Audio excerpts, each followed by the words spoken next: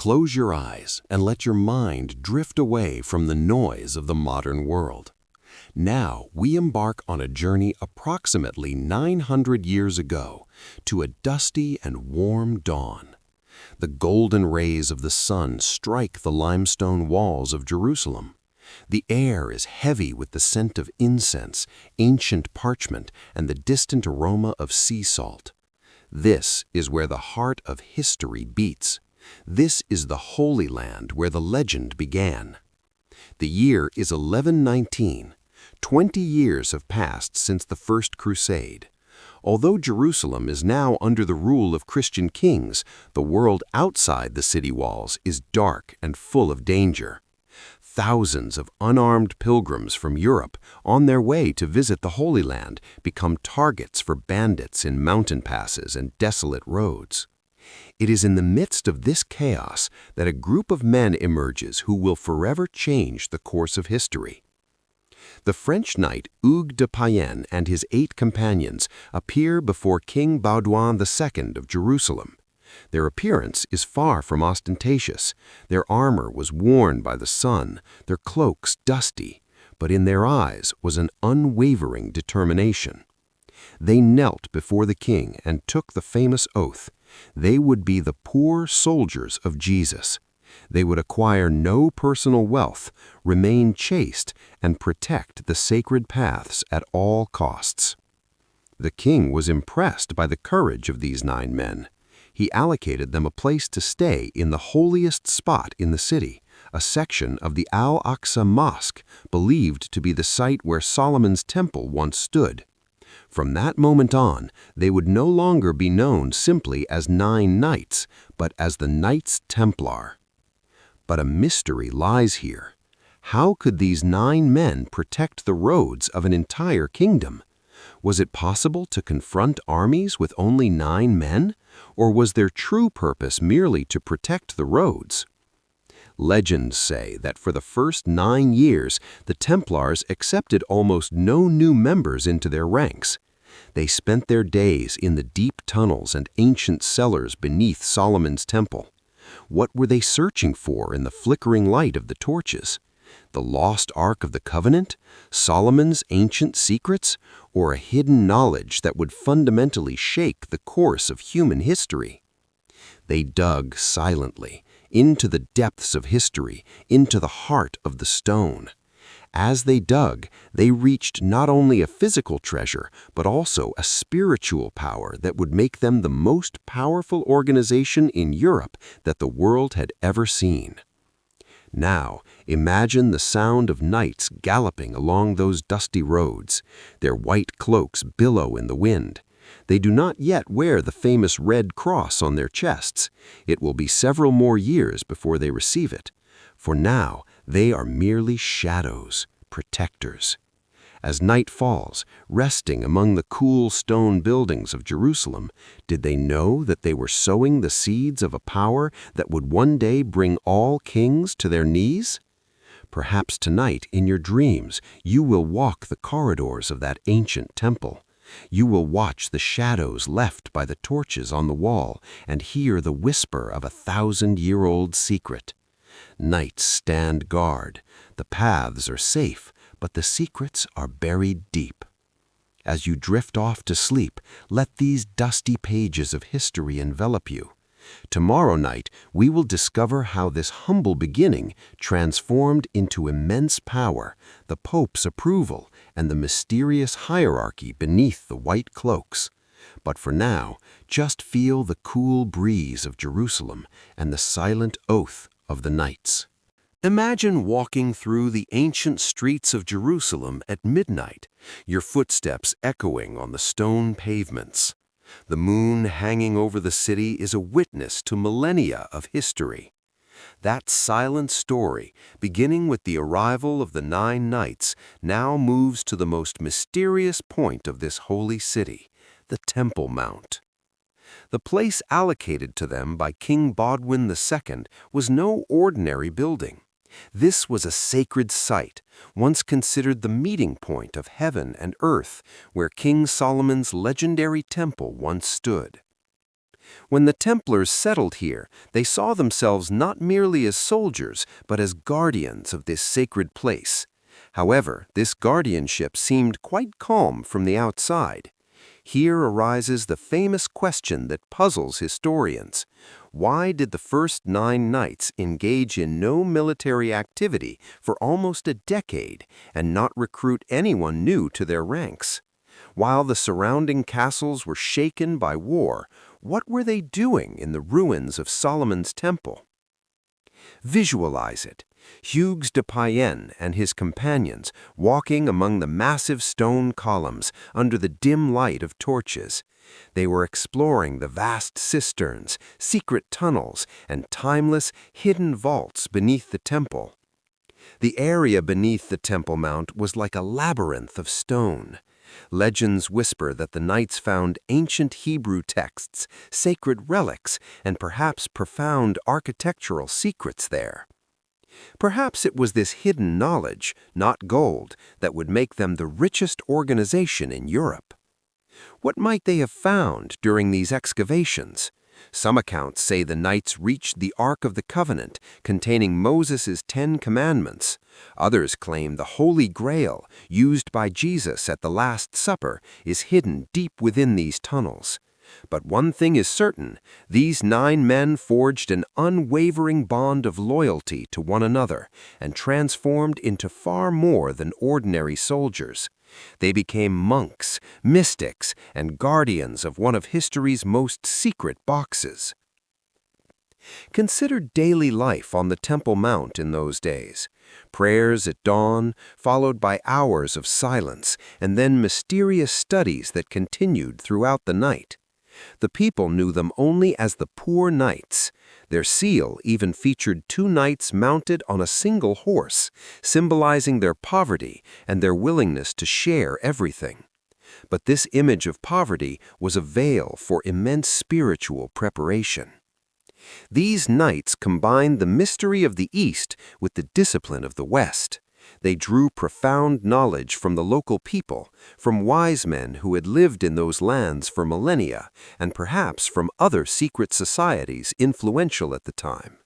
This deep study of mathematics, astronomy, and sacred geometry would years later inspire the Gothic cathedrals that rose in Europe. Those massive stone structures were perhaps a reflection of the codes these 9 men discovered in Solomon's tunnels. As time passed, the silence of this small group sparked a wave of curiosity throughout the Christian world. They were not just a handful of men lost in the dusty streets of Jerusalem. They were the silent architects of the closing of one era and the opening of another.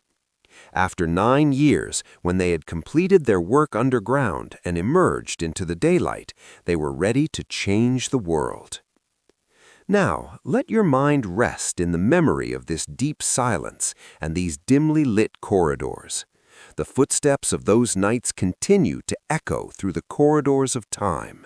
Every stone excavated, every code deciphered, prepares us for a greater story. Tomorrow, we will discuss the return of this mysterious group to Europe and how, through the words penned by a monk, they became an officially recognized, untouchable force. As the knights extinguish their torches, you too can let go of the day's weariness in the peaceful silence of those dark tunnels.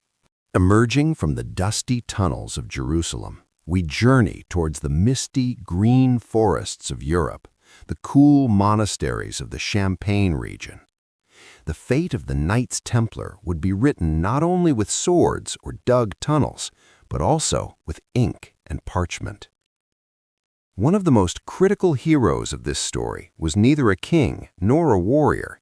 He was Bernard, the founder of the Clairvaux Monastery, the most influential mind of his time. Imagine a quiet, dimly lit monastery room. Only the rustling of a pen on parchment and the distant sound of choral prayers can be heard. Bernard, despite his frail constitution, possessed immense willpower. Kings consulted him, popes acted on his word. When Jacques de Molay returned to Europe after 9 years, his first stop was the humble cell of this wise monk. The Templars needed to be more than just a group of warriors. They needed to be a holy army recognized by the Church. Bernard von Clairvaux's vision of these 9 men, a potential unprecedented in history. Until then, the concepts of soldier and monk were diametrically opposed. A monk could not shed blood, and a soldier could not live by the discipline of a monastery. But Bernard combined these two worlds, creating the concept of Miles Christi, or Knights of Christ. Every word that flowed from his pen enveloped the legitimacy of the Templars like a steel armor. At the Council of Troyes in 1129, Bernard's Latin rule was adopted. This was the constitution of the order. This set of rules determined everything from how many hours a knight slept, to what he ate, to the length of his beard, and when he recited which prayers. They were no longer just volunteers guarding the roads to Jerusalem. They had become the most disciplined and legally protected community in the world, accountable directly to God and the Pope. In his text, Praise of the New Knighthood, Bernard distinguished the Templars from earthly knights. He argued that earthly knights fought for pride, gold, and ostentation, while the Templars gave their lives only for justice and faith. This idea spread like wildfire among the European aristocracy. Noble families sent their most talented sons to this order and donated their most fertile lands to the white-cloaked ones. Under the influence of this spiritual architect, the Knights Templar suddenly gained immunity. They paid no taxes, were exempt from the jurisdiction of kings, and were accountable only to the Pope. This created a huge hole in the feudal structure of medieval Europe. Bernard's vision elevated the knights to the status of living saints. The people respected them, and kings feared them. Bernard von Clairvaux's vision of this flawless military monastic order also brought with it a great paradox. Monks who had withdrawn from the world and taken vows of poverty were simultaneously about to become the world's greatest bankers and most fearsome war machines. This spiritual foundation formed the unshakable pillars of the vast empire that would be built upon it. Now, imagine yourself in the silent courtyard of a monastery, smelling the ink dripping onto Bernard's parchment. Each letter written was like a seal imprinted on a knight's shield. These seals would protect them not only from enemies, but also from the wrath of laws and kings for a long time. As the shadows lengthen and the monastery bells announce the night prayer, rest contemplating how this most powerful union in history was formally born. Let your mind surrender to the strange peace brought about by this sacred and military discipline. Tomorrow, you will see the most tangible symbols of this discipline. We will discover the hidden meanings of those pure white cloaks and the blood-red crosses upon them. Imagine a vast, wind-swept plain. A cavalry troop approaches in the distance. The sun dazzles your eyes with the light reflecting off their armor. But what truly catches the eye are the pristine white cloaks proudly billowing in the wind. This whiteness, in the dirty and complex world of that era, represented purity, virginity, and freedom from worldly ambitions. Wearing a white cloak was a privilege granted only to knights. Lower-ranking order members, surgeons, and servants typically wore brown or black cloaks. This color distinction symbolized the hierarchy and spiritual maturity within the order. However, the red cross positioned directly above the white cloak, on the left side, just above the heart, takes the story to a whole new level. This cross was originally absent from the cloaks. Granted to the order by Pope Eugenius III in 1147, this privilege was a sign that the knights were now prepared for martyrdom. The red color symbolized the spilled blood of Jesus and the knight's willingness to shed his own blood for his faith. For a knight wearing this cross, there was no turning back. He was a living dead, a soul devoted to a sacred cause. The symbolism of the Templars wasn't limited to their cloaks. Looking at their horses, shields, and banners, you'd see their famous flag, the Bocent. This simple yet striking banner, black at the top and white at the bottom, summarized the order's philosophy: white and bright towards friends of the Christian world, and black and relentless towards enemies of the faith. For the knights, this banner held aloft on the battlefield represented absolute resistance. A Templar was forbidden to retreat as long as the banner remained upright.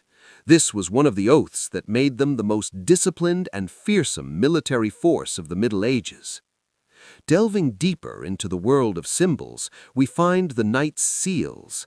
The famous seal depicting two knights on a single horse, while seemingly symbolizing poverty at first glance, is interpreted differently in esoteric circles. It represents two souls in one body, the wisdom of the monk and the strength of the soldier.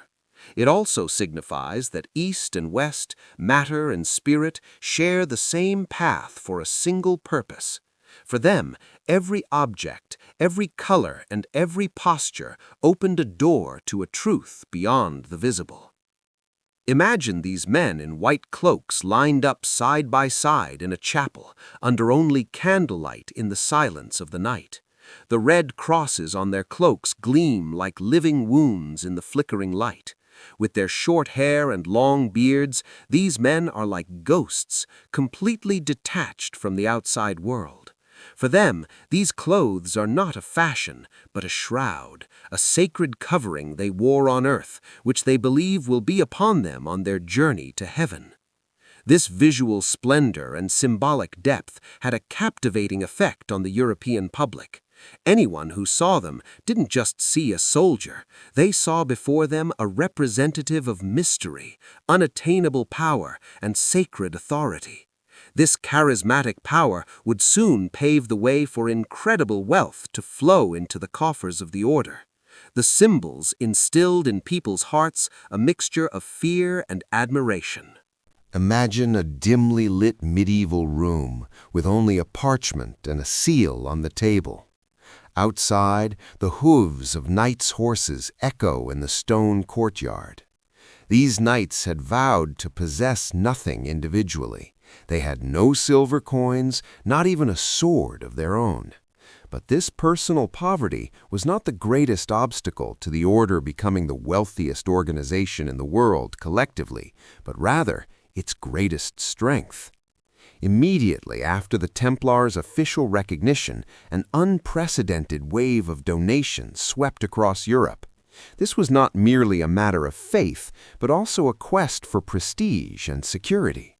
Noble families began ceding vast estates, vineyards, mills, and castles to the Templars, either in the belief that their sins would be forgiven or in the honor of having a young member of their family accepted into this elite order.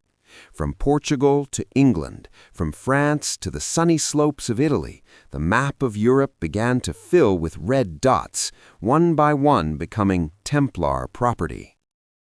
At this point, let the following question come to mind. How could so much land and property be managed under a single authority? This is where the military genius of the Templars transformed into administrative genius. They turned every piece of land they conquered into a commandery, a command center. These centers weren't just farmlands. Each was a massive financial branch, the foundation of today's modern banking system.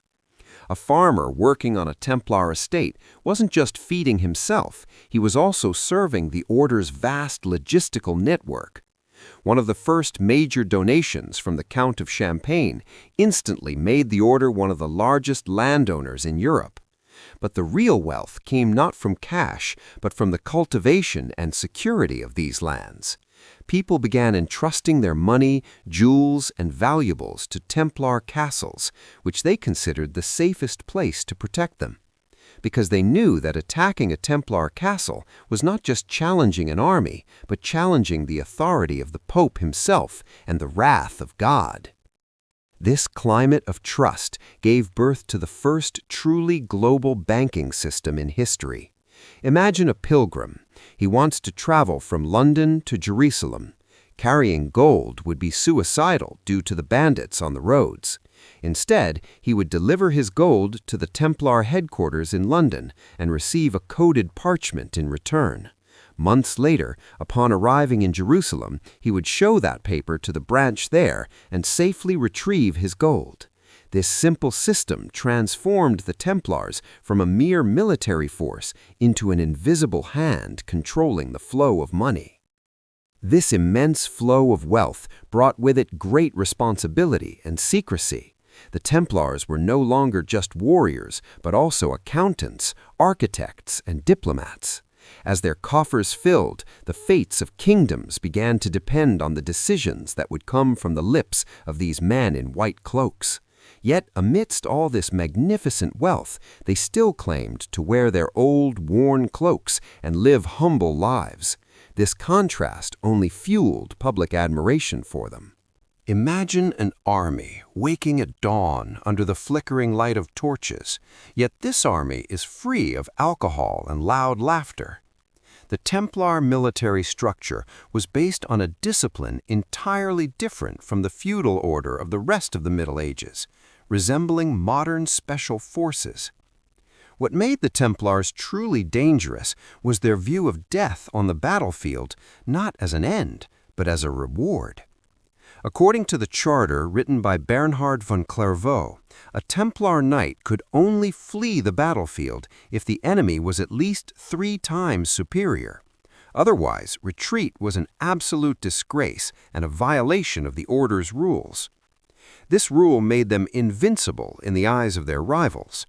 When the armies facing them saw their white cloaks on the battlefield, they understood that they were not just facing soldiers, but a fanatical discipline that refused to retreat. Their training processes were extremely rigorous. A knight in training learned not only how to wield a sword, but also how to ride for hours in heavy armor and move as a group.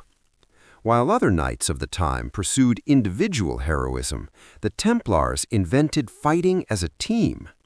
On the battlefield, they would huddle together around the Bosant banner, acting like a wall. This tactical discipline was particularly evident in the Battle of Montgisard in 1177. In that battle, against Saladin's massive army, just a few hundred Templar knights, with their flawless cavalry charge, changed the course of the battle and forced Saladin into one of the greatest retreats of his life. However, this military force also had a dark and rigid side. When a knight entered the order, he completely abandoned his former identity. He severed ties with his family, cut his hair short, and was only allowed to grow a beard. His days were a strict routine, prayer sessions from early morning until midnight, followed by endless military drills and strategy meetings. Silence was essential. Even while eating, they listened to the reading of sacred texts and communicated with each other only through hand gestures. This silent communication had become a secret language that allowed them to understand each other amidst the chaos of war. The hierarchy within the order was also very clear. At the top was the Grandmaster. Below him were marshals, commanders, and knights. The knights were elite warriors from noble families, and each had surgeons, guardians who assisted them. This structure ensured that every detail, from logistics to intelligence, worked flawlessly. They also rapidly learned the local warfare techniques of the East.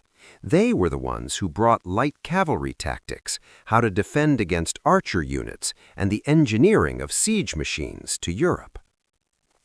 The Templars also revolutionized castle architecture. The castles they built were designed not only for defense, but also to provide psychological superiority.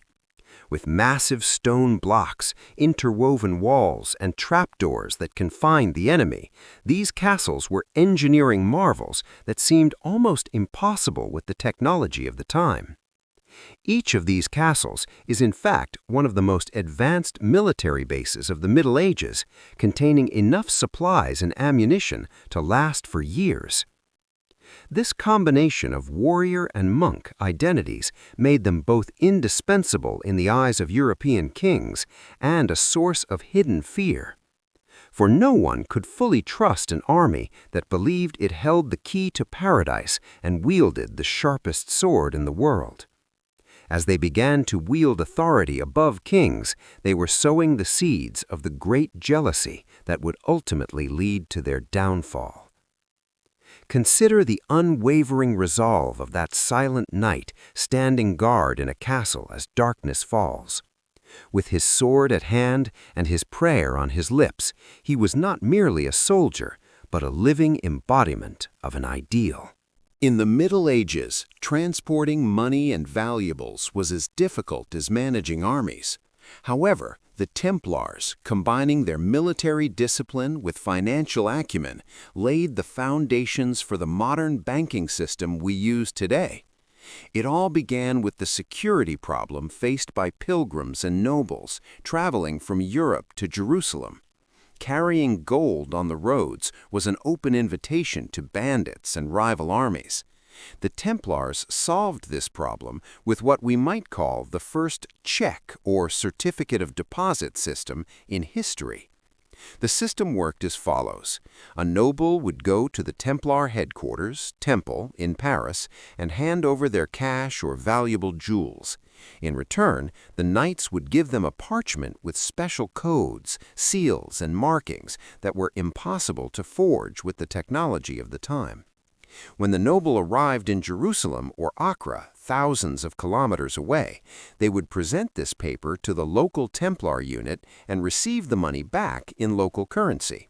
The Templars received a share from this transaction, known as a service fee.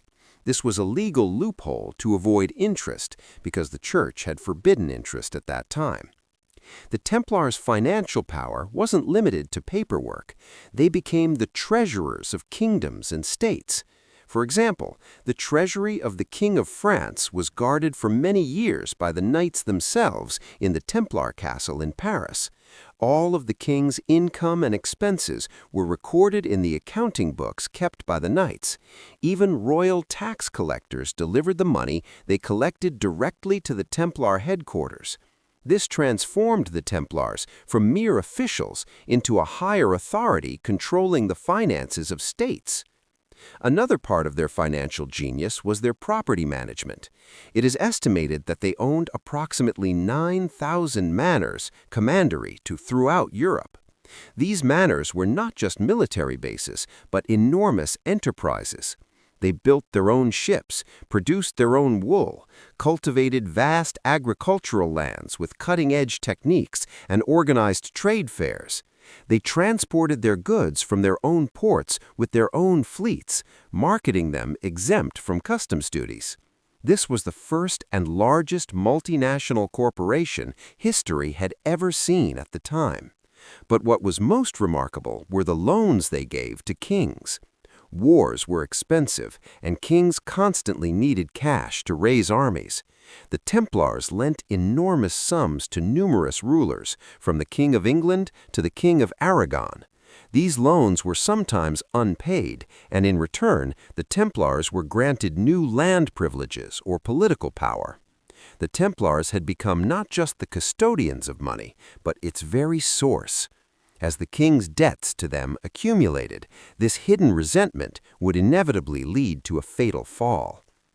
The secret encryption methods they used to manage this massive flow of money still fascinate historians today. Their special numerical systems in accounting ledgers and hidden symbols in their letters made it impossible for an outsider to decipher this financial network. While this secrecy gave rise to the legend of the Templar treasure, the real treasure was the flawless and reliable system they had established. People trusted them because for a Templar knight, lying or betraying a trust meant losing his soul forever. In the stormy seas of the Middle Ages, Ships bearing the black and white Bosant banner appearing on the horizon represented security for their friends and absolute destruction for their enemies. The Knights Templar had to maintain an uninterrupted connection between the Holy Land and Europe. This logistical need led them to transform themselves from a purely military force into one of the world's first organized maritime trade and war fleets. Ports such as Marseille, Brindisi, and especially La Rochelle became the main bases of this mysterious fleet. The Knights' ships were equipped with the most advanced maritime technology of the time. The large ships, called galleys and naves, were designed not only to transport soldiers and horses, but also to carry enormous quantities of trade goods and sacred relics. The greatest advantage of the Templar ships was the special privileges enjoyed by the order. They paid no port taxes to any kingdom and were not subject to any customs controls. This made the seas a kind of private highway for them. These ships, carrying spices, silks, and most importantly, secret knowledge from the East to Europe, were essentially the lifeblood of the order's wealth. However, the real mystery of this fleet begins with whether it ever ventured beyond the Mediterranean. Historians have noted that the Templars' nautical charts, port-à-l'aune charts, were impossibly accurate for their time. They were among the first in Europe to use the compass, and they adapted their profound astronomical knowledge, learned from the Arabs, to maritime navigation. Some even claim that the Templars' famous skull and bone symbol was actually a maritime identification mark. Its association with piracy only occurred much later, after the order was banned and went underground. The fleet's most interesting strategy was its fight against piracy. The Mediterranean was a haven for pirates at the time, but the Templar ships were like floating fortresses. The knights were as disciplined on board as they were on land. Prayer times on deck were never missed, and each ship had a ship commander. Attacking a Templar ship meant facing not only steel, but also impeccable tactical discipline in the middle of the sea. This superiority allowed them to monopolize the flow of all precious metals between East and West. On the night of that famous raid in 1307, when the French king's troops reached the Templar ports, they were met with a great shock. All the Templar ships in the port of La Rochelle had mysteriously weighed anchor that night and disappeared into the mists. Where did these ships go? What was on board? Did they take refuge in Portugal, or, as some theorists suggest, did they cross the Atlantic Ocean following ancient maps of the Americas? The answer to these questions, along with the silence of the rest of the fleet, was buried in the depths of history. This absolute dominance of the Templars at sea reinforced their legend of inaccessibility. A ship seen one day in the port of Acre could reappear weeks later off the coast of England. For them, the seas were not an obstacle, but a vast realm of freedom where they could operate far from the eyes of kings. The navy was the true power that allowed the sect's invisible fingers to reach every corner of the world. In the dark and mystical atmosphere of the Middle Ages, no object captivated the imagination as much as the Holy Grail. Believed to have been used by Jesus at the Last Supper and to have contained his blood upon crucifixion, this chalice was seen not merely as an object, but as the key to eternal wisdom and immortality. When the Knights Templar began their 9-year-long mysterious excavations in the ruins of Solomon's Temple, the most widely circulated rumor was that they had found the Grail. But was the Holy Grail truly a physical chalice, or was it a code name for a far deeper secret guarded by the Knights? Historical records reveal that the Templars, during their time in the Holy Land, harbored a great thirst for ancient texts, sacred relics, and esoteric knowledge. They were not merely soldiers fighting, but also researchers searching for lost wisdom. It is no coincidence that the legend of the Grail became popular in Europe, particularly through poets like Wolfram von Eschenbach, at the same time as the rise of the order. The Templars, described in these works as the guardians of the Grail, directly refer to our knights in white cloaks. The Templars' quest for the Grail led them to make contact with the most esoteric religious groups of the East. In their secret meetings with Gnostics and local Christian sects, they may have come to believe that this sacred object was actually related to the lineage of Jesus or a secret doctrine. If the Grail was, as claimed, a physical object, the Knights must have removed it from secret passages in Jerusalem, transported it first to their secure fortresses, and then to the most remote corners of Europe to protect it from raids. This quest was the main reason why the order became so closed, mystical, and secretive. One of the strongest clues to the existence of the Grail is hidden in the architecture of the cathedrals built by the Knights. The sudden emergence of Gothic architecture and the sacred geometry in these structures suggest that the Knights were inspired by the Grail or the ancient knowledge they found with it. For the Knights, the Grail was perhaps a symbolic prize representing humanity's quest for divine knowledge. However, to the outside world, it was a tangible golden chalice, and this perception both created a sacred protective shield over the order and made them targets for ambitious kings. The line between legend and reality was further blurred by the Knights' silence. They never said, "We have the Grail," but they never claimed otherwise either. This silence was their greatest strength. Kings feared them because an army possessing this sacred object was believed to be protected by God himself. The quest for the Grail elevated the Templars from an ordinary military order to the status of chosen guardians at the center of one of history's greatest mysteries. As you traveled across the vast lands of medieval Europe, you would suddenly encounter massive stone buildings surrounded by moats. These were the administrative and military centers of the Knights Templar, known as commanderies. But these were no ordinary castles. Each was a small, self-sufficient city, closed off from the outside world, operating according to orders from the headquarters in Paris. Upon entering a commandery, the first thing that greeted you was absolute silence. At the heart of the center was always a chapel.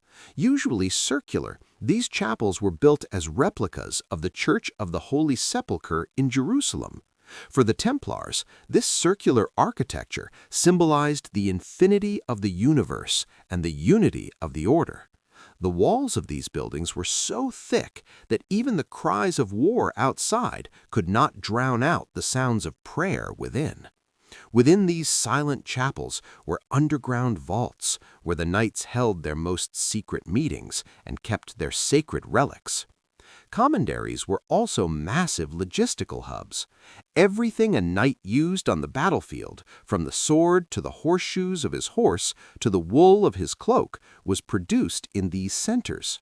A large commandery would house bakeries, forges, stables, and extensive libraries. Knights not only trained here, but also developed agricultural technologies. They perfected the most efficient irrigation systems and mill technologies of the time behind these walls. Thanks to this, even during times of famine, Templar castles became the wealthiest and most secure refuges in the region. The most strategic feature of these structures was their interconnectedness. Approximately 9,000 commanderies across Europe were linked with a flawless communication network. A mounted messenger setting out from one castle could change horses at the next and deliver a secret order from Paris to northern England within days. This speed was revolutionary for the time and provided an intelligence capability that even kings lacked. If danger arose at one castle, other nearby commanderies could instantly provide assistance. The relationship between the commanderies and the people was quite peculiar. The people both feared these castles and sought refuge in them. The knights administered justice in their territories, helped the poor. Distributing leftover food to the poor was written into their rules, but they never fully opened their gates. Life inside the castles was a mystery to the people. At night, the divine voices and glowing torches emanating from behind these high walls reinforced the legend that the Templars were not only soldiers, but also alchemists who communicated with hidden powers. In fact, these structures operated like branches of a modern holding company. Each commandery was headed by a commander, responsible for all financial and military operations in the region. All collected revenues were recorded and submitted to headquarters in annual reports. This disciplined form of administration made the commanderies the most secure bank vaults of the Middle Ages. Even kings preferred to trust the nearest Templar castle to protect their personal treasuries, until that trust gave way to deep jealousy. In the rugged mountains of Syria, in the castles of Alamut and Masyaf that rose above the clouds, the successors of Hassan Sabah, known as the Sheikh of the Mountain, held sway. The assassins had transformed the art of assassination into a belief system, establishing the most effective intelligence network of the Middle Ages. The Knights Templar, meanwhile, were the most powerful military force in the Holy Land. Ostensibly, these two groups were diametrically opposed, eternal enemies. However, the dusty pages of history whisper of a deep respect and surprising collaboration between these two secret societies. When the Templars arrived in the East, they learned not only how to wield swords, but also how to read the power dynamics of the region. While the assassins eliminated Seljuk viziers and Crusader counts one by one, they almost never touched the Templar castles and masters. This was due to a secret agreement between the two organizations. The Templars received a substantial annual tribute or protection fee from the assassins. However, this relationship wasn't just about money. It was a process of two esoteric structures getting to know each other and exchanging knowledge. Imagine those secret meetings taking place in a desert oasis under the moonlight or in a rugged mountain pass. A knight in a white cloak and a bodyguard in black, admiring each other's discipline and composure in the face of death, even though they didn't understand each other's languages. The assassins taught the Templars secret methods of communication, the secrets of poisons and herbs, and, most importantly, the rigid hierarchical structure based on absolute obedience. Some historians argue that the degrees and initiation ceremonies within the Templar order were inspired by the assassins' Dai and Rafik system. The fruits of these secret meetings were also reaped on the battlefield. Sometimes the Templars eliminated political rivals by allowing the assassins to carry out assassinations. Other times, the assassins defended their lands under the diplomatic protection of the Templars. This situation was a major scandal for the church authorities in Europe and other Crusader armies. How could a Christian order sit at the table with a secret assassination organization considered heretical? This collaboration proved that the Templars were not merely religious warriors, but pragmatic and visionary strategists. This interaction may also have led to a rift in the Templars' belief system. The mysticism of the East, the esoteric interpretations of Islam, and the underground knowledge of the assassins may have shaken the knights' belief in a one absolute truth. They embarked on a quest for a truth that transcended East and West, above both religions. This quest would later form the basis of the accusations of heresy and possession of secret rituals that would be leveled against them in the Inquisition courts. The principle of secrecy they learned from the assassins both made the Templars invincible and paved the way for their tragic end. This silent alliance between the two organizations allowed each to become a state within a state in their own right. They were partners in an invisible network above kings and sultans. These men, silently shaking hands amidst the noise of war, had achieved the greatest East-West synthesis in history. Now, imagine a cool breeze blowing from the walls of Masyaf Castle, reaching the Templar camp on the plains. Although the languages whispered in the darkness were different, the purpose was the same: to protect power and knowledge. The shadows of this secret alliance fall like long stains on the sands of the Middle Ages. Jerusalem and its surroundings were a crossroads not only of wars, but also of millennia-old lost knowledge. During their long years there, the Knights Templar were more than just soldiers wielding swords. They encountered esoteric teachings that transcended the rigid dogmas of the Church, including Gnosticism, Hermeticism, and ancient Egyptian doctrines. Gnosticism, or intuitive knowledge, argued that truth could be found not through blind faith, but through deep inner discovery and knowledge, gnosis. This idea posed the greatest threat to the authority of the Roman Catholic Church at the time. The knowledge the Templars gained in the East fundamentally changed their worldview. The Knights had the opportunity to study the esoteric interpretations of Eastern Christianity, the early forms of Kabbalah, Jewish mysticism, and the mystical depths of Islam. Dualistic teachings, particularly the war of light and darkness, combined with their military discipline, led to the creation of secret hierarchies within the order. The secrets known by an ordinary knight were no longer the same as those known by a high-ranking master. Knowledge was only revealed drop by drop to those who were ready, those who had undergone rigorous initiation ceremonies. The most tangible traces of this secret knowledge are seen in the Knights' interest in sacred geometry. In the East, mathematics and architecture meant not just placing stone upon stone, but bringing the divine codes of the universe down to earth. The Templars deepened their understanding of the architectural secrets of Solomon's Temple and concepts like the golden ratio in these lands.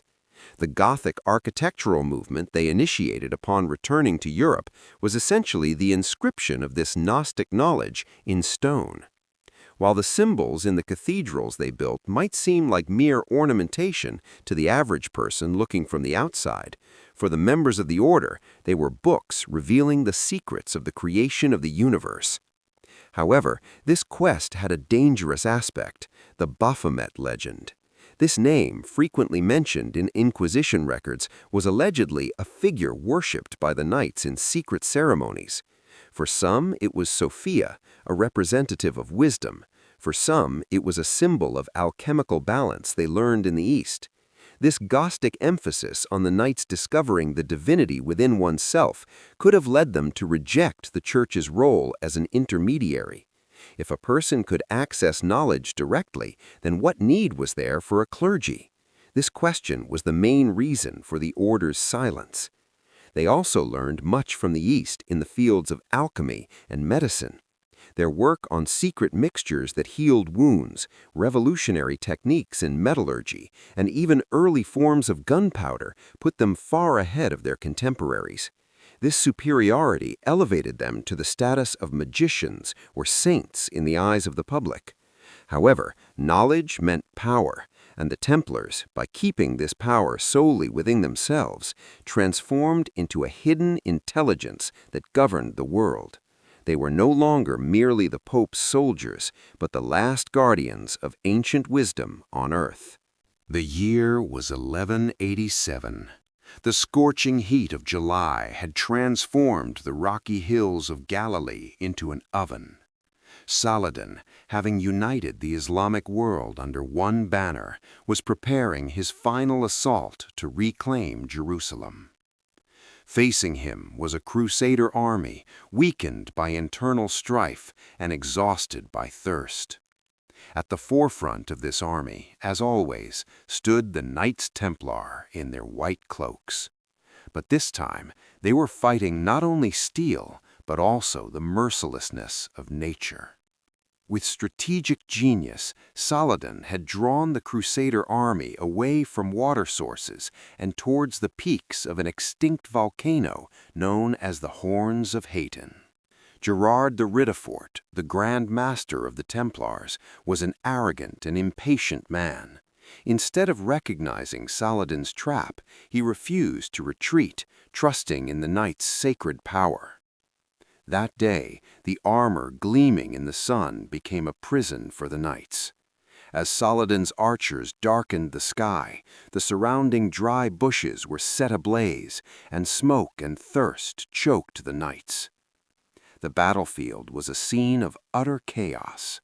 True to their traditions, the Templars clung together like a wall around the boasant honor until the very end.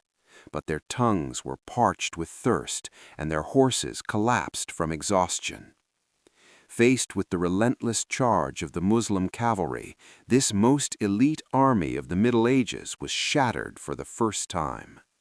At the end of the battle, the relic known as the True Cross, believed to be sacred, fell into Saladin's hands. This was not only a military, but also a spiritual catastrophe for the Christian world. While Saladin showed mercy to the captured ordinary soldiers and nobles, the situation was different for the Templars. He knew that these men in white cloaks were fanatics who would never give up, never renounce their faith, and would fight again when freed. The day after the battle, approximately 200 captured Templar knights were executed, as they were seen as the greatest threat to Islamic unity. Historians record that even in their final moments, the knights did not kneel, but faced death, whispering Gnostic prayers to one another. The defeat at Hattin set the dominoes in motion. Left defenseless, Jerusalem soon surrendered to Saladin. For the Templars, this meant losing the center of their purpose. The sacred temple to which the 9 knights had sworn their oath was no longer their headquarters. They were forced to retreat to the port of Acre. However, this great defeat, instead of ending the order, pushed them further underground and focused on their financial power. Jerusalem was lost, but the knights' vast wealth and secret networks in Europe remained intact. This defeat dealt the first major blow to the image of God's protected army in the eyes of the public. People began to ask, if they were the holy protectors, why had God allowed Jerusalem to fall? These seeds of doubt would, years later, become the greatest weapon of those who sought to destroy the order. The knights, however, were more interested in the secret relics and knowledge they had protected than in the lands they had lost. Behind the walls of Acre, they began to plan a new world order. By the end of the 13th century, the Knights Templar were no longer just a military order, but the greatest financial and diplomatic power in Europe. They mediated wars between kingdoms, financed royal coronations, and possessed centers that rose like impregnable fortresses in almost every major capital. However, this immunity began to become an increasingly unacceptable insult for Europe's ambitious rulers. Why would a king harbor these men in white cloaks who didn't pay taxes in their lands, didn't obey their laws, and answered only to the Pope? At the heart of the jealousy was money. The Templars' coffers were overflowing with royal promissory notes. The kings of England, France, and Aragon had begged the order to finance their wars. But as the debt accumulated, it drove kings to hate rather than appreciate. If you couldn't eliminate a debtor, destroying the creditor was the surest solution. Especially King Charles IV of France. Philip, the Iron King, driven by both the economic crisis plaguing his kingdom and his insatiable thirst for the treasure hidden in the Templars' magnificent Parisian castle, began to hatch one of history's greatest conspiracies.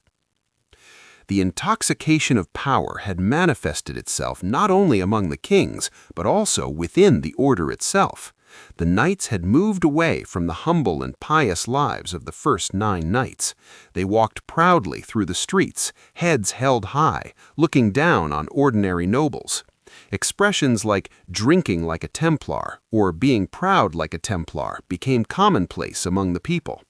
This unattainable attitude gradually transformed the admiration the public had once felt into a hidden resentment. The public began to question why these men no longer won as many victories on the battlefield as before, and to criticize their luxurious lives and the secretive ceremonies held behind closed doors. The order's diplomatic power had also reached a dangerous level. In the conflicts between the Vatican and the kingdoms, the Templars generally pursued a policy of balance, always looking out for their own interests. This situation began to erode the Pope's trust in them. Although they described themselves as the shield of Christianity, they had in reality become an independent entity, protecting only their own existence and secrets. Whispers began in the royal courts. What do these men worship? What do they do behind those closed doors? Where are their treasures, and why are they so secretive? Rulers like Philip were quick to turn these questions into weapons. The secrecy of the order became their greatest weakness. The logic of, if you have nothing to hide, why are you so secretive, would combine with the dark methods of the Inquisition. The king's jealousy was not just a hunger for gold, but a power-hungry inability to tolerate sharing absolute authority.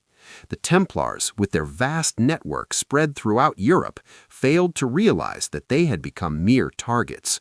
The glory of their own power had blinded them to the approaching storm.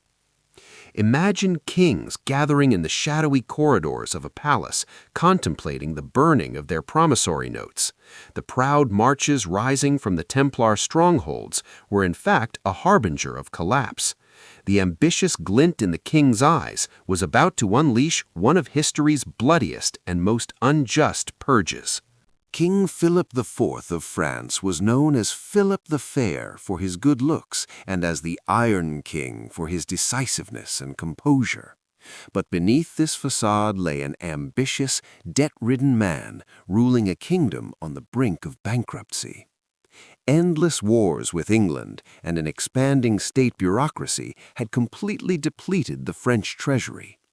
At the top of Philip's list of debtors was a single name, the Knights Templar. The king wasn't just indebted to the Knights. Their massive Parisian fortress, the Temple, was far richer and safer than the royal palace. For Philip, the issue was no longer just a matter of debt, it was a battle for dominance. He could not tolerate the existence of an organization on his land that lent him money and possessed an army stronger than his own. First, he increased taxes on the people, then confiscated the goods of Jewish merchants and expelled them. But even these moves were not enough to replenish the treasury.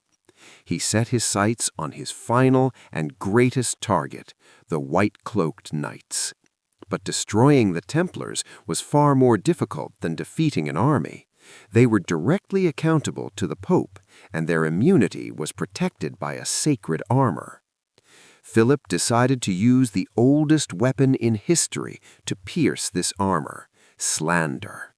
At that time, if you wanted to destroy someone, accusing them of heresy, witchcraft, or deviance was the most effective way. The king put his chief advisor and right-hand man, Guillaume de Nogaret, in charge of this dirty operation. Nogaret, with his legal background, would provide a legal cover for the process. They found former members of the Templars who had been expelled, angered, and lured in with promises of money.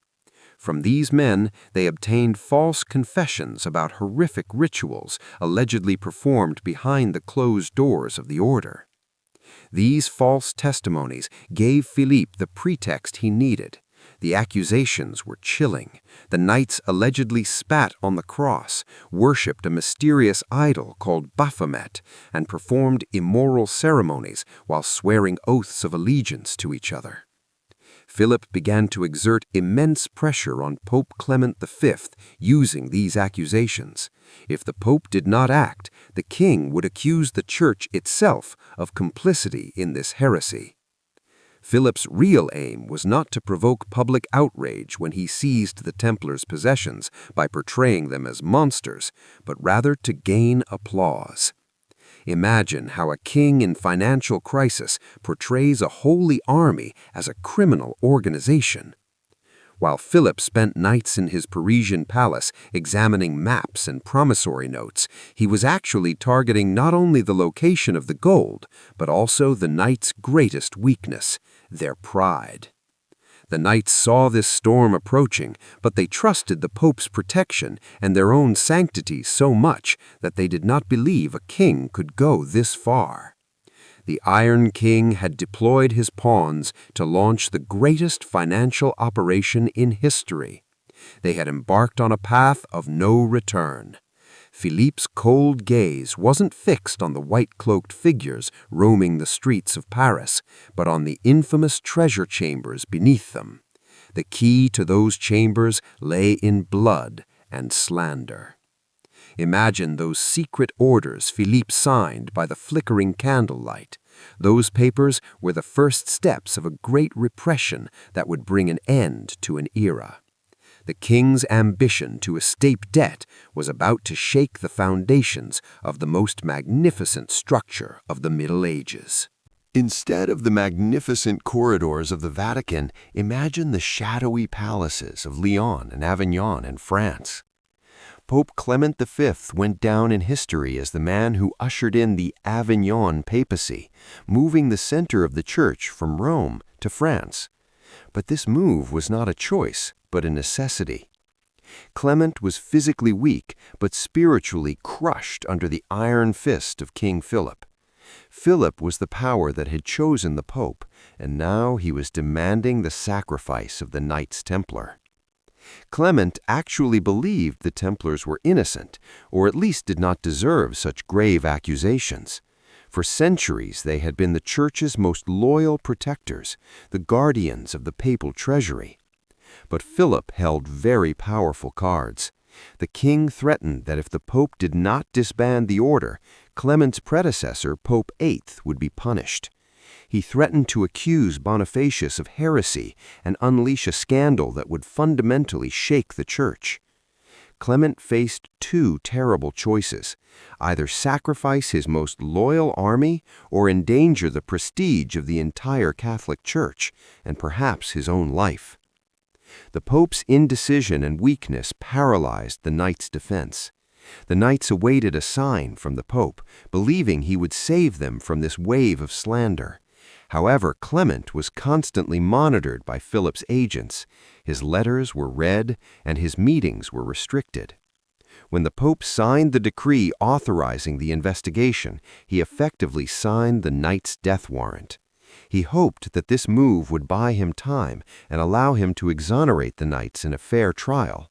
But the Iron King needed not justice, but absolute annihilation. During this period, a great schism was also occurring within the Church. Some cardinals, resentful of the Templars' wealth and secrecy, had sided with the king. Clement didn't feel safe even in his own palace. Historians record that during this period, Clement suffered from severe stomach aches and insomnia and felt deep regret after signing every document. But the ruthless gears of politics had begun to turn. By that infamous October of 1307, the Pope was merely a pawn in Philip's hands. Clement's greatest betrayal was his allowing the torture of the Knights. While the Inquisition crucified the Knights in the name of finding the truth, the Pope retreated to his corner, praying. Yet the first authority the Knights swore allegiance to was the Pope.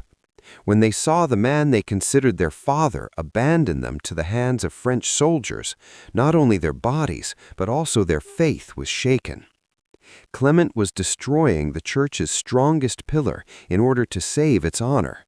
But this destruction would be a blow to papal authority that would not be forgotten for centuries. Imagine a cool, misty October morning. Paris had not yet awakened, the sun barely visible on the horizon, but the sound of armor screeching against metal and the rhythm of hooves echoing on the streets heralded an unusual commotion. Sealed orders from King Philip IV of France had been sent weeks earlier to the furthest corners of the kingdom, to be opened simultaneously and only this morning.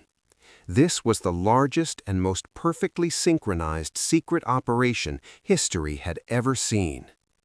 The Knights, in the Temple, the massive fortress in Paris, and in their headquarters throughout the country, were preparing to awaken for their usual morning prayers. For them, this Friday was an ordinary holy day. But when the gates were broken down with a great crash, they found themselves facing not enemy armies, but the soldiers of the kingdom they had protected for years. The king's soldiers stormed in, their hands bearing arrest warrants in the name of the Pope and the king. The knights were stunned. Most were chained in their beds, some while praying in the chapel. The main target of this raid was Jacques de Molay, the last Grandmaster of the order. De Molay was in Paris that morning and was arrested by King Philip's own soldiers. The greatest tragedy for the knights was that they did not draw their swords in response to this attack. The strict rules of the order forbade them from using weapons against a Christian, especially against the soldiers of their own king. They were so convinced of their innocence and that the Pope would save them that they surrendered themselves to the chains without resistance. However, this would be their greatest and final strategic mistake. Not only in Paris, but at the same time, similar scenes were unfolding in every town and castle in France. The Templars' properties were being confiscated, their granaries sealed, and their archives, accumulated over centuries, were being plundered by soldiers. Philip's agents were searching everywhere for the famous gold. But something strange happened that morning. When the raid ended, the king's treasurers were greatly disappointed.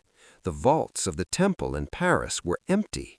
Much of the Templars' legendary treasure had mysteriously vanished the night before the raid.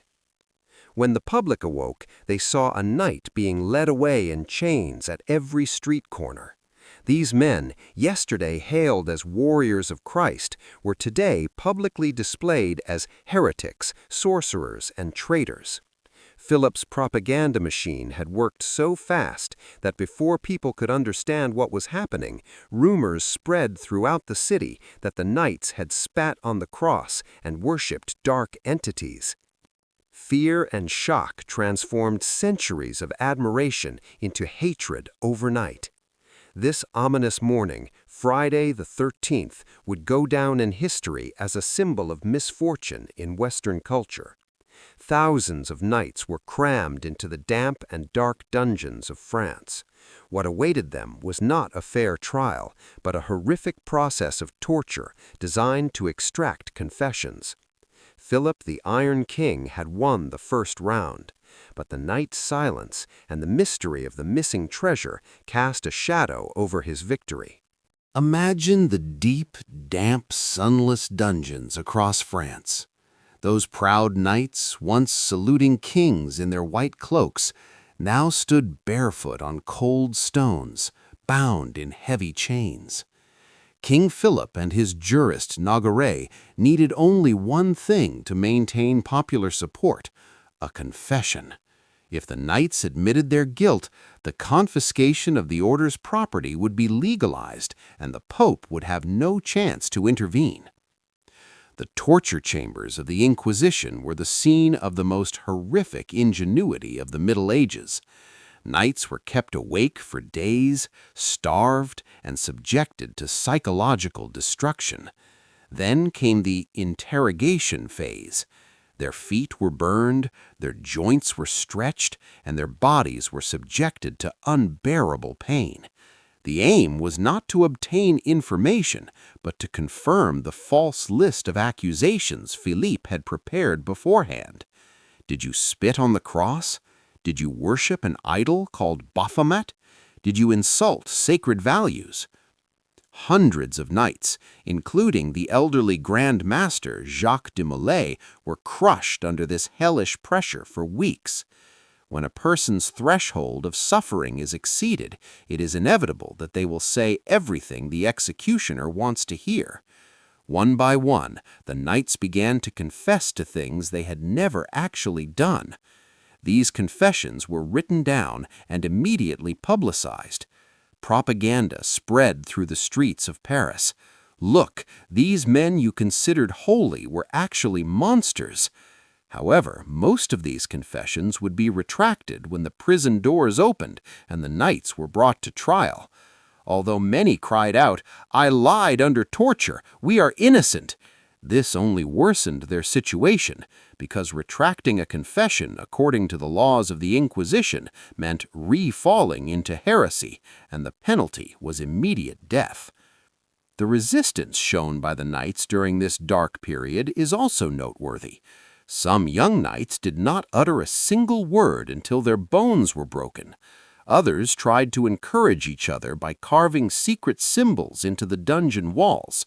Even today, in some dungeons of French castles, the crosses and Gnostic symbols carved into the walls by the Templars at that time can still be seen. These symbols are silent witnesses to their spiritual fidelity to their secrets, even though they had physically surrendered. When Pope Clement V received news of these tortures, he was horrified and wanted to take the investigation into his own hands. However, Philippe's pressure was so heavy that the Pope could only establish a symbolic commission. The knights who appeared before this commission showed the scars on their bodies and demanded justice, but the wheels of politics had already stifled the voice of truth. As the number of confessors increased, the perception of the order as a criminal organization was solidified. There was no turning back. The Templars were about to lose not only their property, but also their honor in history. Imagine a silver bust in the deepest corner of a cellar, illuminated by only a single candle. On this bust, a mysterious figure is engraved, neither fully human nor animal, yet possessing characteristics of both sexes. During Inquisition trials, knights were forced to confess to kneeling before this bearded head or horned figure. To the executioners, it was a reflection of Satan, but for historians and researchers, Baphomet held a far deeper meaning. The name Baphomet first appeared on the historical stage during these trials. There are many theories about the word's origin. Some argue it's a corrupted form of Mahomet, meaning the name of the Prophet Muhammad, and was fabricated to prove the knights had converted to Islam. But deeper investigations yield a cryptic clue. It points to abraxas, or the Greek phrase baphemetis, meaning baptism of wisdom. If the Knights Templar truly possessed such a figure, it was not a god for them, but a symbolic representation of the principle of absolute balance and ancient wisdom they had learned in the East. The Knights had learned in the mystical schools of the East that the universe is composed of opposites, light and darkness, masculine and feminine, matter and spirit. The Baphomet figure symbolized that point of unity where all these opposites converged. However, for the rigid church understanding of the Middle Ages, such a symbol was considered outright heresy. The Inquisition easily labeled this complex philosophical symbol as Satan. Claims that the knights made secret vows before this figure, touched it and drew power from it, transformed the order into a center of black magic in the public imagination. In reality, a true statue of Baphomet was never fully found. Several strange busts seized during the raids turned out to be ordinary reliquaries, sacred containers, holding the bones of the order's leaders or saints. But the truth didn't matter to Philip's agents. For them, Baphomet was proof that the knights had sold their souls to the devil. This is the greatest example of how the profound Gnostic knowledge the knights had attained in the East was distorted by the dark fears of the West. In modern times, the Baphomet figure was reinterpreted by 19th-century occultists, taking on the famous goat-headed form we know today. But in early 1300s, this name was merely a word of fear uttered by the knights. Perhaps as they confessed this name under torture, they felt they were betraying the great secret of wisdom within themselves. This figure became a common symbol of both the secret knowledge that was the source of their power and the great conspiracy that led to their downfall. March 18, 1314.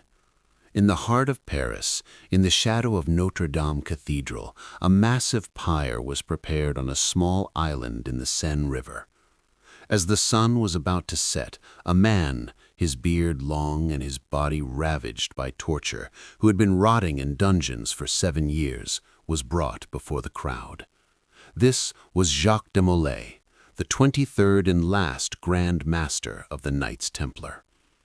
King Philip expected this man to confess his crimes once more in front of the public and officially declare the order dead. But de Molay made one last move that surprised everyone.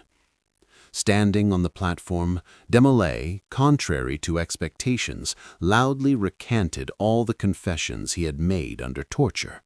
"We are innocent," he cried. "The accusations against us are false. Our order is holy, pure, and spotless in the eyes of God." This outburst was a complete disaster for King Philip. If the prisoner retracted his confession, he would be immediately burned according to the law. Philip did not hesitate. He gave the order for the execution at that moment. De Molay and the other high-ranking knights with him were tied to the prepared stakes. As the flames slowly rose, Jacques de Molay's voice began to echo from the smoke. He wasn't screaming in agony.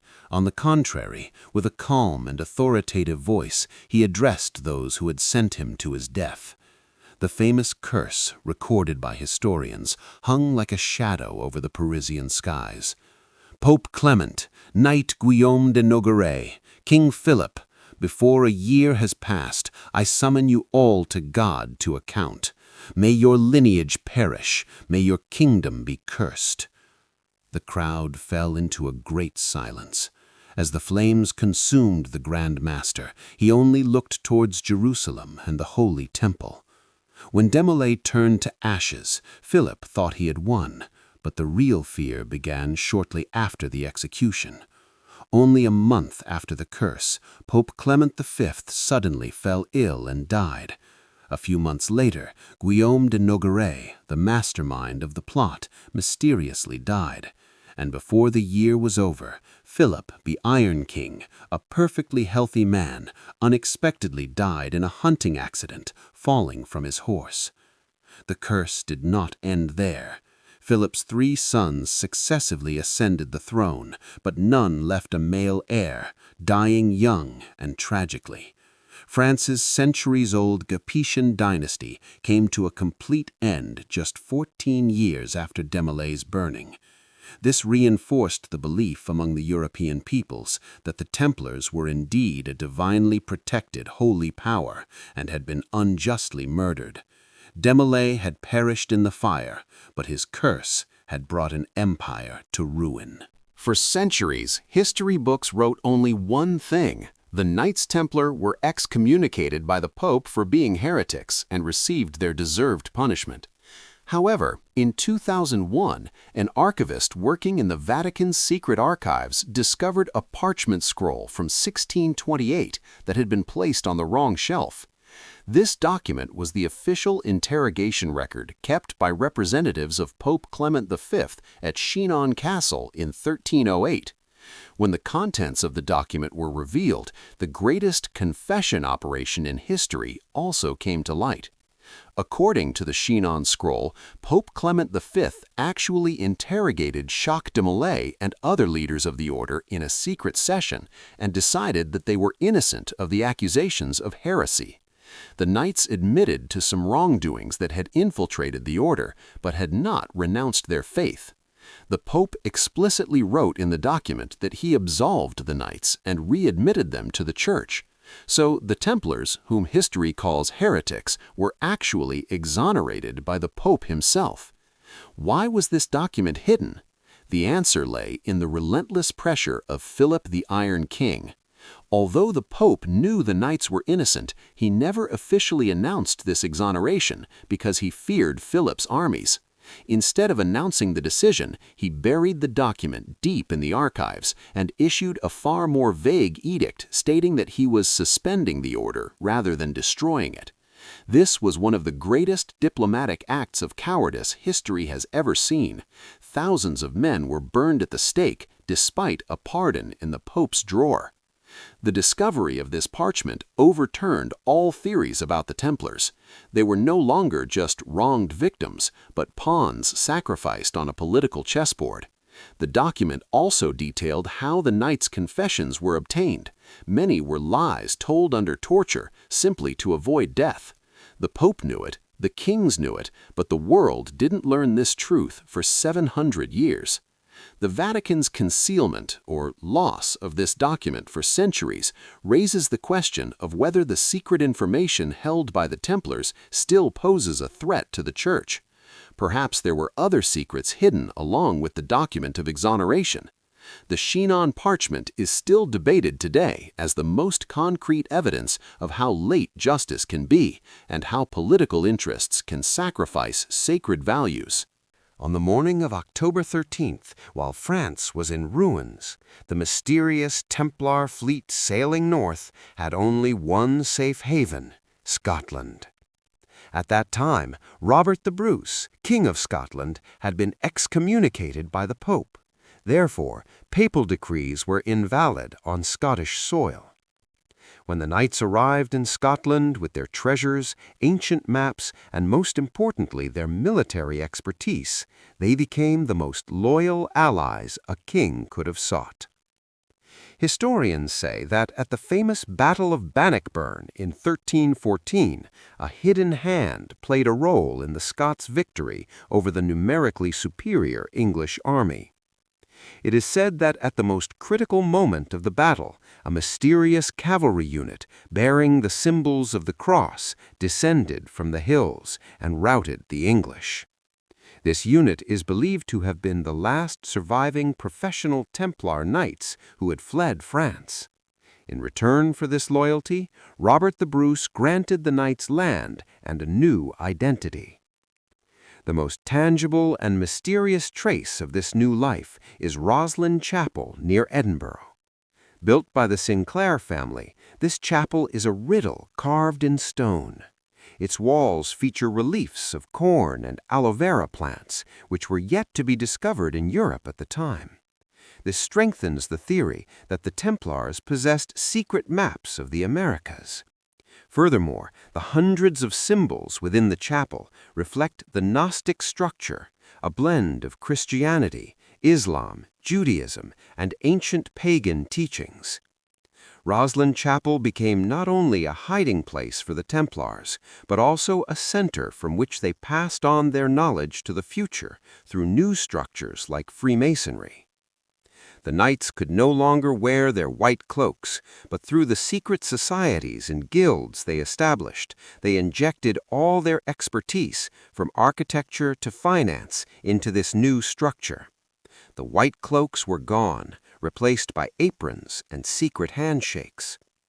Legends that a portion of the Templar treasure was hidden in secret passages beneath Roslin still draw thousands of tourists to the site today.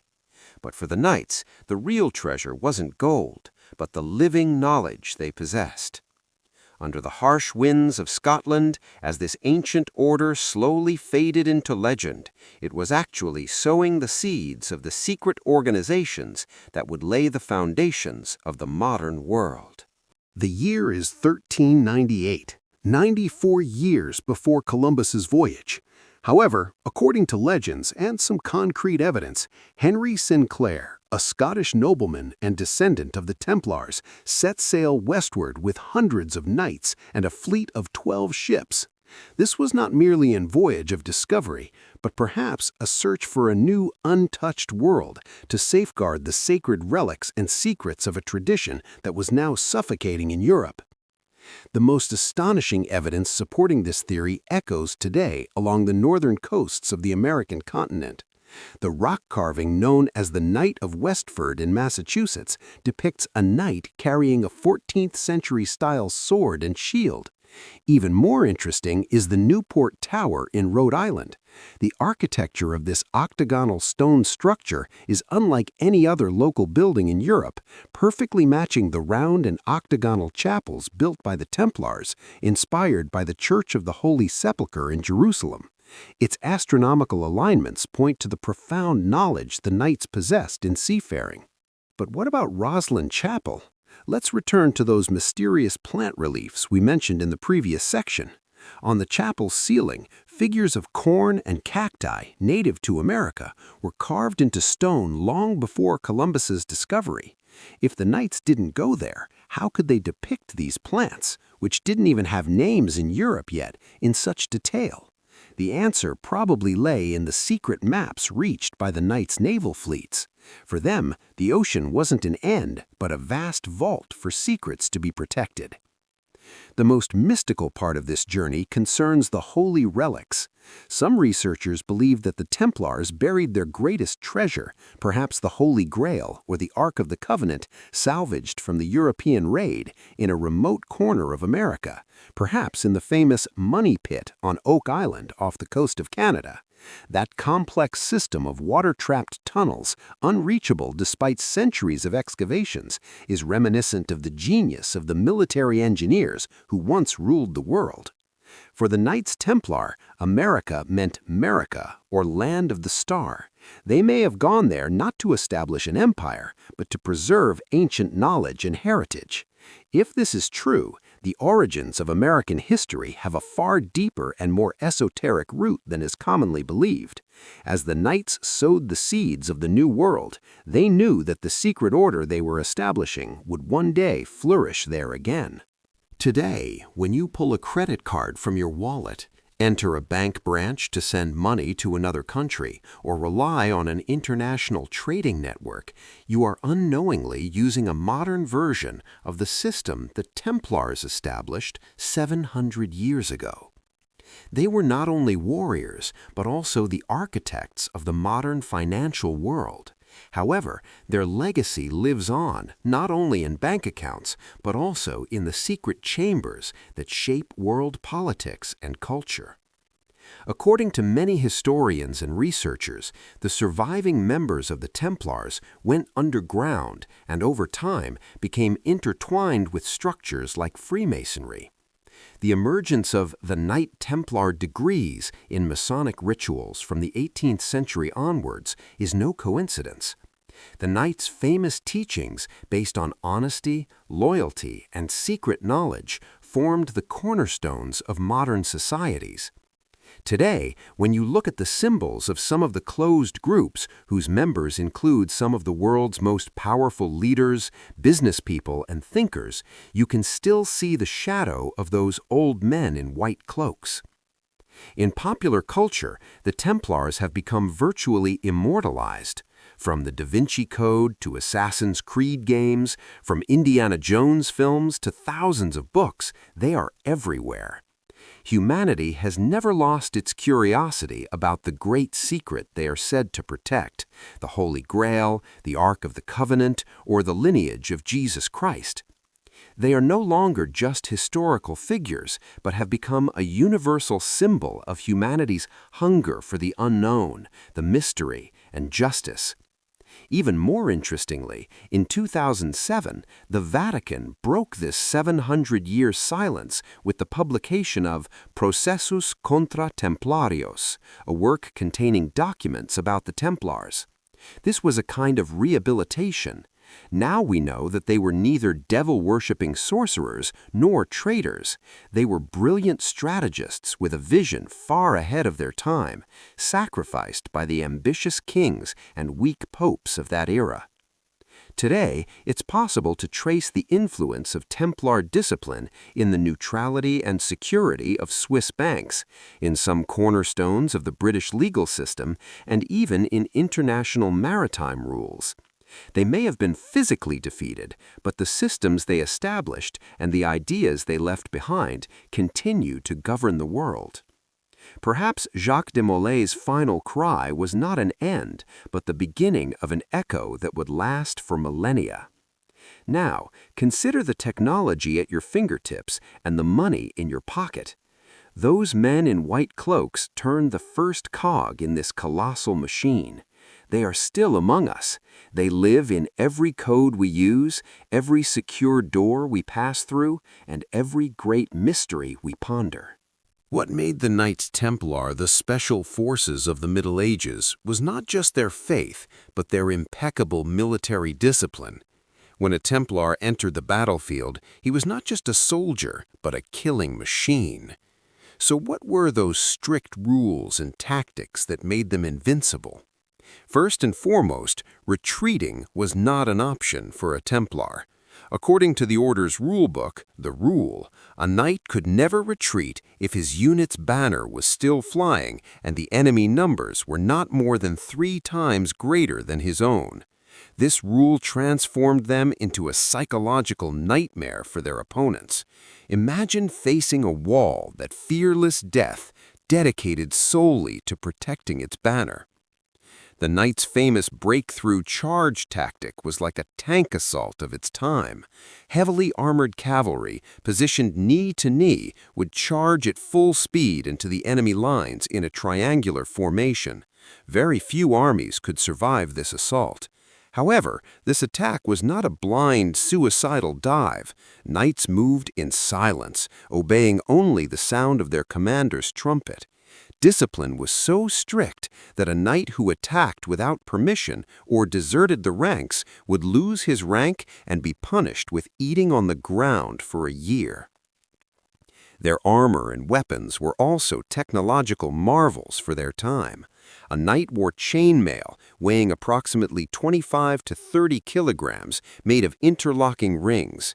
This armor provided excellent protection against sword blows, while the thick padded vest, gambeson, worn underneath, absorbed the shock of the blows.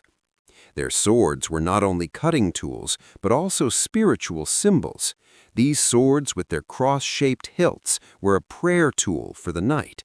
When he plunged his sword into the ground, he would find a cross before him. Furthermore, knights had learned not only European fighting styles, but also the flexible combat techniques of the East. The close combat techniques they learned from the assassins and their training in enduring thirst in the desert made them resilient to the harsh climate. A Templar, when his horse died, would not drop his shield and sword, but continue fighting on foot until his last breath. This unwavering determination to fight to the last man explains why even great commanders like Saladin felt both respect and deep fear for them. Imagine a typical day in a barracks, a life beginning with morning prayer before sunrise, continuing with hours of heavy weapons training throughout the day, and ending with prayer again in the evening. No entertainment, no women, no gambling, no idle chatter. Just prayer and steel. This dedication made them the most professional army in Europe. The vast financial network that the Templars established between Europe and Jerusalem was sustained more by sea routes than land routes. Enormous ships sailing from the French ports of La Rochelle and Marseille carried not only soldiers and horses, but also Europe's gold to the east and the East's spices and ancient knowledge to the west. But these ships had one characteristic: no one dared touch them. The knights were so advanced in seafaring that they possessed the most sophisticated navigational tools and maps of the time. While the compass was not yet widespread in Europe, they relied on the positions of the stars and secret techniques learned from Arab sailors. Templar ships were the nightmare of even the pirates of the era. Attacking a Templar ship was like attacking not just a merchant ship, but a floating fortress. And this is where one of history's most interesting symbols comes into play: the Jolly Roger, the skull and crossbones we know today as the pirate flag. Many maritime historians argue that this symbol was first used by the Templar fleet. But why would a religious order choose such a terrifying symbol? According to legend, when a Templar knight died, his body was buried, but his skull and two large bones, leg bones, were placed crossed on top of the coffin. This was part of their belief in resurrection and immortality. It is said that some knights who fled to sea after being raided hoisted this flag on their ships, sending the message, "We are now dead men and fear no one." So the foundations of piracy as we know it today may lie in former Templar sailors who were left stateless and swore revenge. The greatest mystery of the Templar fleet, however, unfolded on the night of that great raid in 1307.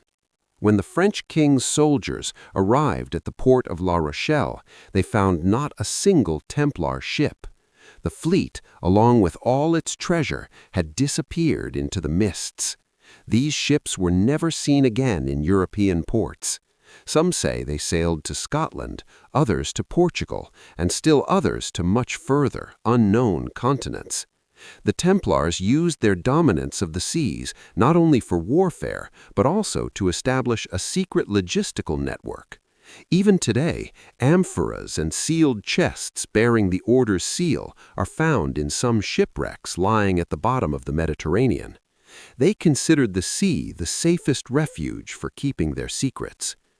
Now imagine a massive galley, its black flag fluttering, silently leaving the harbor on a pitch-black night. The sound of the waves heralds an approaching storm and a treasure destined to be lost forever. The Templars did not abandon the seas, they simply turned their course towards the invisible maps of history. For the Knights Templar, alchemy wasn't simply a dream of riches like turning lead into gold. For them, alchemy was the magnum opus, the process of spiritual purification and perfection of both man and matter. This ancient science, learned from Islamic scholars, Persian sages, and secret texts from ancient Egypt, provided them with capabilities far ahead of their time. Imagine descending into the cellar of a commandery building. The air is filled with the pungent smell of sulfur, mercury, and plant extracts. Here, the knights weren't just praying, they were experimenting with metallurgy. So what did this alchemical work bring them? The reason Templar swords were so durable was a mystery. Alchemist knights, by using different minerals and carbon ratios during the tempering process of steel, produced alloys so flexible and hard that they couldn't have been made in ordinary blacksmith shops of the time. In their quest for the elixir of life, the knights discovered the healing properties of plants. They prepared ointments that rapidly healed war wounds, mixtures of silver water that prevented infection, and special herbal extracts that relieved pain. This medical knowledge gave them the image of immortal warriors. While the Templars became the bankers of Europe, they specialized in determining the purity of metals. They could measure the percentage of gold or silver in a coin with millimeter precision. This ensured the unwavering trust in their financial system. However, alchemy also had an esoteric or inner side. The knights believed that the soul, like raw metal, needed to be refined. Behind that unwavering will, even under torture, lay months of meditation and breathing techniques. For them, Baphomet or other secret symbols were actually alchemical formulas, symbolizing the balance of feminine and masculine energies in the universe. When the Inquisition raided these laboratories, they called the stills, furnaces, and strange formulas they saw witchcraft. In reality, what they saw were the foundations of modern chemistry. The Templars had discovered the power of knowledge, and they kept this power a secret among themselves. Even today, many symbols that come to mind when we think of alchemy are actually codes used by the Templars at that time. They knew that the way to control matter was to control the spirit. Now, imagine that silent knight at the head of an alchemical furnace, gazing at a gleaming metal, trying to unravel the secrets of the universe. They were not just warriors, but masters of light and the elements. When a Templar fortress was built in the Middle Ages, the visible walls were only a small part of the iceberg. Using their engineering genius, the Knights constructed an underground world beneath each fortress, sometimes stretching for kilometers. These tunnels were not only escape routes, they also served as safeguards where treasures were hidden, secret rituals were performed, and armies could survive for weeks during sieges. Today, in Acre, Israel, if you descend underground, you will encounter a massive 350-meter tunnel built by the Templars. This tunnel connected the fortress to the harbor. This meant the Knights could transport treasures to ships or receive fresh supplies even under enemy siege without ever surfacing. The tunnel's stonework is so perfect that despite the tons of buildings passing over it, it has not collapsed in 800 years. However, the real mystery lies in the Holy Vaults in France and England. It is believed that during the Great Raid of 1307, the enormous treasure located in the main headquarters, the Temple in Paris, was smuggled out through these tunnels just before the soldiers broke down the door.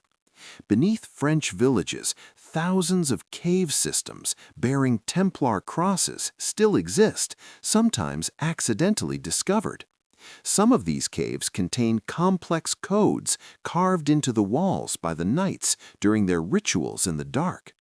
These codes served as maps to navigate the underground labyrinths without getting lost. The most interesting example of these underground networks is Royston Cave in England. This underground temple, carved entirely by hand in the shape of a bell, was discovered by chance.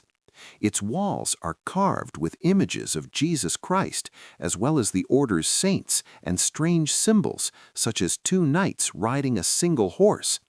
This is the greatest evidence that rituals forbidden above ground continued underground. For the Knights, the underworld represented God's silence, and the deepest secrets were only safe in the heart of the earth. So what lies at the end of these tunnels? Legends say the Knights Templar buried their greatest relics in dead man's pits, rigged vaults across Europe from which no one who entered could ever escape. Even with modern technology, some of these tunnels are inaccessible. The Knights had rigged them with hydraulic traps designed to flood them. Now, imagine yourself walking through a passageway completely isolated from the war outside in absolute silence. The damp stones on the walls whisper history's greatest secrets. The Knights were defeated on Earth, but they left behind a kingdom that will reign forever underground. When the 1307 raid began, King Denis of Portugal knew the immense military and economic power of the Templars. Instead of destroying them, he chose to protect them. To break the Pope's pressure, he resorted to an ingenious legal trick. He dissolved the Knights Templar on paper, but transferred all their property and members to the newly formed Order of Christ.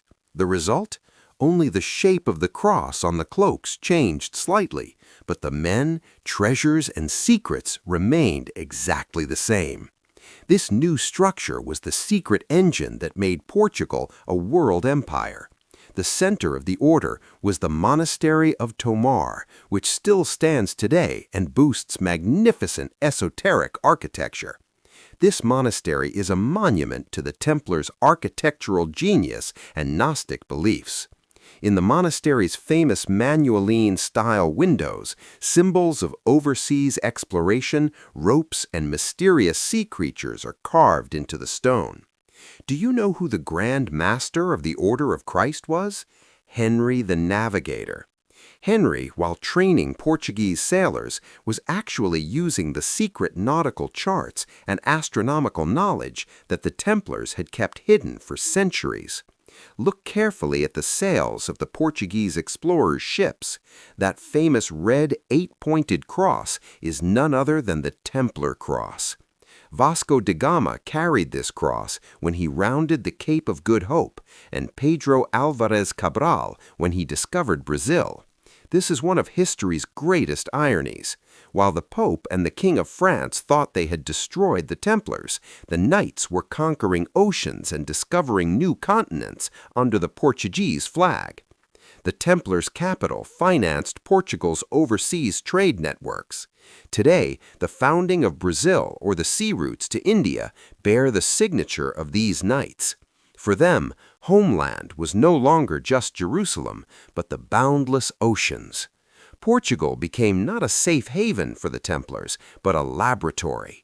From the ruins of the Old World, they extracted the nautical charts of the New World.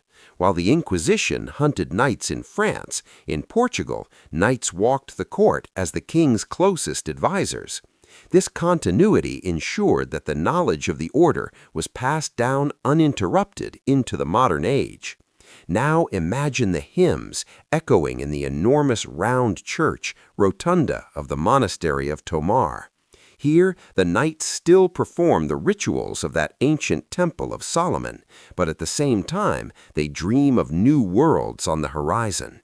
They did not disappear, they merely changed their cloaks and commanded the greatest voyage of discovery in history. The story of the Knights Templar was not just a battle of armored men. It was history's first and greatest global experiment in how knowledge, money, and faith could be organized. When Jacques de Molay perished in the flames in 1314, everything physical ended, but everything ideological was unleashed that day.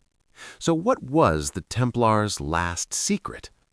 The legendary treasure sought for centuries wasn't actually gold bars or silver coins. The greatest secret the Templars achieved was the power to build systems. They built a structure that transcended states and kings, managing knowledge and capital from a single center without borders. The banking system, the check system, international trade law, and even secret diplomatic networks we use today are all modern adaptations of this last secret. They were the first modern society to discover that power lay not in the sword, but in organization. Who owns the legacy? The Templars weren't destroyed, they merely changed form. They inspired pirates and explorers on the seas. They provided the philosophy for Freemasonry and similar brotherhoods underground.